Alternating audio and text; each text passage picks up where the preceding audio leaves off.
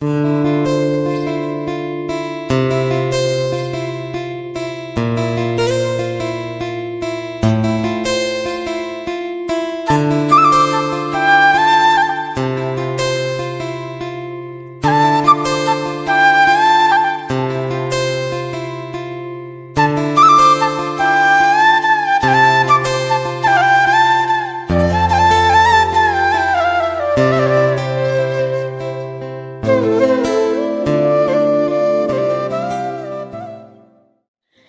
সকাল আমার প্রিয় পরিবার, কেমন আছো তোমরা সবাই? আশা করছি তোমরা সবাই যে যেখানে আছো ভালো আছো এবং সুস্থ আছো, আমরাও আছি ভালো। তো এদিকে হচ্ছে বৃহস্পতিবারের ভিডিও নিয়ে চলে এসেছি। তো বৃহস্পতিবার ছিল, ভোরবেলা উঠেছি, 5:30টার আগে উঠেছি। উঠে কিন্তু আমার ওদিকে আগে থেকে ঠাকুর পুজো প্রথমে দিয়ে নিলাম। তারপরে এই দেখো মেয়ে যাবে স্কুলে, আর ওর স্কুলে আজকে আছে ভাষা দিবস বা কিছু একটা ছিল, তাই যে যা ল্যাঙ্গুয়েজের সেই গেটআপে যেতে হবে।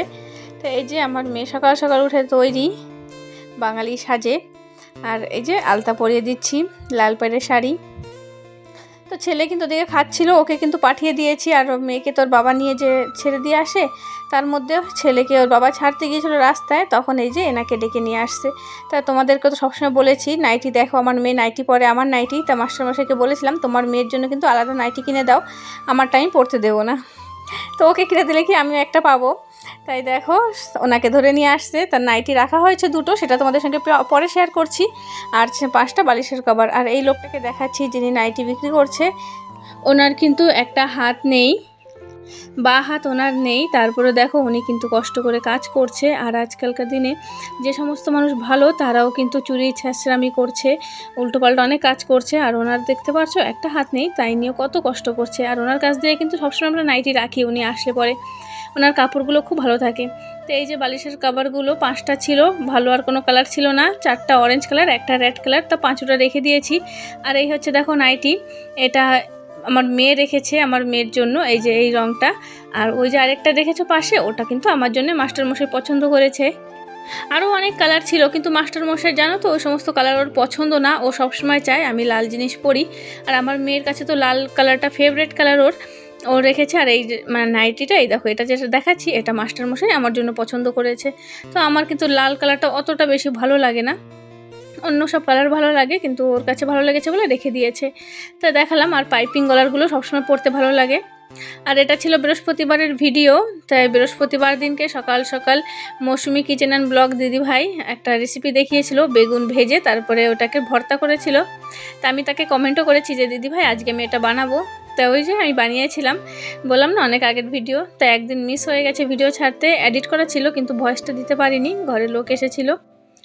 তাই দেখো বেগুনগুলোকে কেটে নিয়েছি, টমেটো একটা কেটেছি, পেঁয়াজ লঙ্কা আর রসুন। আর এদিকে হচ্ছে রান্না করব মাছ দিয়ে আলু, সজনে ডাঁটা আর টমেটো, কলা দিয়ে ঝোল করব।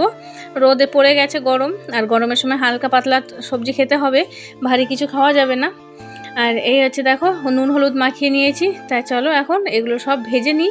আর বেশি তো শেয়ার করব না, অল্প অল্পই করব, কারণ কি তোমরা তো সবাই দেখেইছো মৌসুমি দিদিভাই চ্যানেলে রেসিপিটা, তাই আমি তোমাদেরকে একটু একটু করেই দেখাচ্ছি। আর এর জন্য দেখাচ্ছি কারণ কি দিদিভাই তুমি যদি দেখো তাহলে বলো তোমার মতন হয়েছে কি না, তার জন্যই রেসিপিটা একটু দেখাচ্ছি। তো এদিকে দেখো সব কিছু কিন্তু ভেজে নিয়েছি, সে যেভাবে বলেছে সেইভাবেই সব ভেজে নিয়েছি, বেগুন লঙ্কা রসুন টমেটো সব কিছু সুন্দর করে ভেজে নিয়েছি। এখন চলো হাত দিয়ে মাখার পালা। আর ওদিকে কিন্তু আলু কলার তরকারিটা বসানো আছে। প্রচুর পরিমাণে রোদ পড়ে গেছে আমাদের এদিকে, প্রচুর গরম পড়ে গেছে। জানি না এই গরমে কিন্তু কোনো কাজ করতে ভালো লাগে না, জানি না কি করব, কিভাবে ভিডিও করব আর বা কীভাবে ভিডিও দেব, ইচ্ছেই করছে না কোনো কিছুই করতে। তো এদিকে পেঁয়াজ কুচিয়ে রেখেছি, আর হচ্ছে ধনেপাতা। তো ধনেপাতা তো আমার কাছে ওটা নেই, এই যে আমরা যেটা লাগিয়েছি সেই ধনেপাতা দিয়ে দিয়েছি। তো ওটা তো টেস্টটা ভালোই আসবে, খারাপ তো একদমই আসবে না।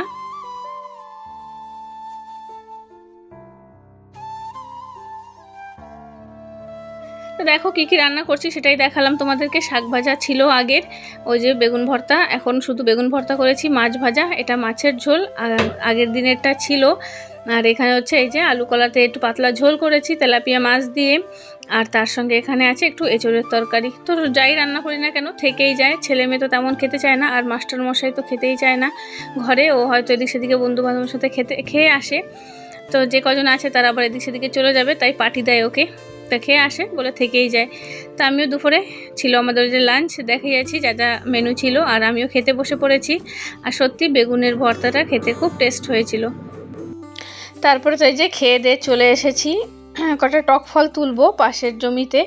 এই যে দেখতে পাচ্ছ টক ফল, আমরা তো টক ফল বলি, আর কি নাম আছে জানি না। তো এই যে ফলগুলোকে তুলে নিয়ে যাব, ওদিকে আন্টি তুলছে, তো তুলে নিয়ে চলে এসেছি। তাই শুরুতে একটু ভিডিও করেছিলাম, কারণ কি তারপর তো ভিডিও করার কেউ নেই, ছেলে মেয়ে স্কুলে, ওরা এখনও কিন্তু আসেনি। এই টক ফল দিয়ে আজকে একটা রেসিপি বানাবো, সেটাই তোমাদের সঙ্গে শেয়ার করব।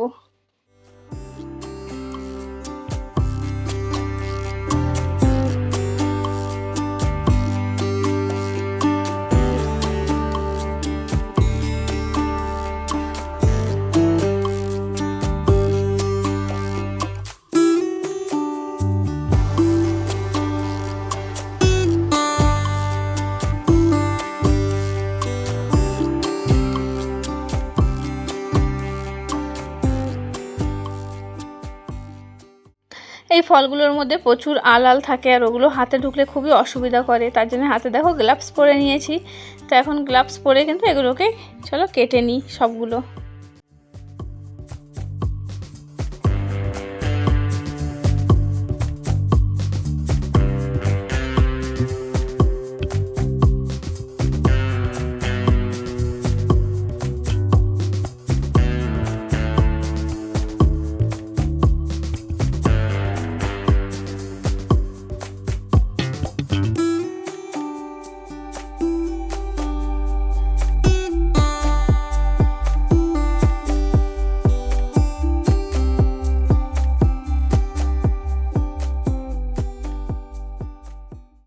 অনেকটা সময় লেগেছে, এই যে তোমাদেরকে এত তাড়াতাড়ি দেখিয়েছি, এই এতটা তাড়াতাড়ি হয়ে গেলে তো কত সুবিধা হতো। দেখতেই পারছো কতগুলো ফল কেটেছি, কেটে এখন ভালো করে ধুয়ে নেব। আর পাকা বিচিগুলোকে তুলে রাখলাম, এগুলোকে না ঘরের চারপাশ দিয়ে ফেলে দেবো, তাহলে আবার নতুন গাছ বেরোবে, আর তখন আর কারোর বাগিচায় যেতে হবে না, নিজেদের বাড়িতেই হবে, নিজেরা তুলে এটা সেটা বানাবো।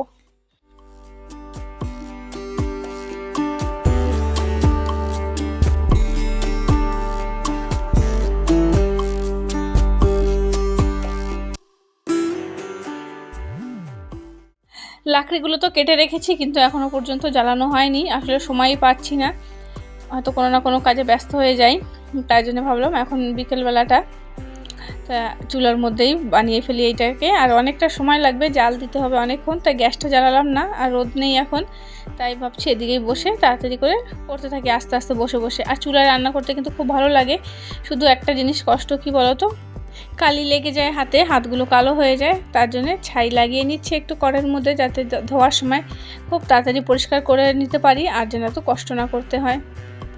তো এই ছাইগুলো দিয়েও ভালো কাজ হয়, কড়াইতে লাগিয়ে দিলাম, আবার যখন কড়াইটা পরিষ্কার করব তখন কিন্তু ওই ছাই ঘষলে পরে কড়াইটা খুব সুন্দর পরিষ্কারও হয়ে যায়। তো চলো এদিকে কিন্তু বসিয়ে দিয়েছি, আর একটু সময় লাগবে সিদ্ধ হতে, কিছুই দিলাম না, খালি কড়াইয়ের মধ্যে ফলগুলোকে দিয়ে দিয়েছি।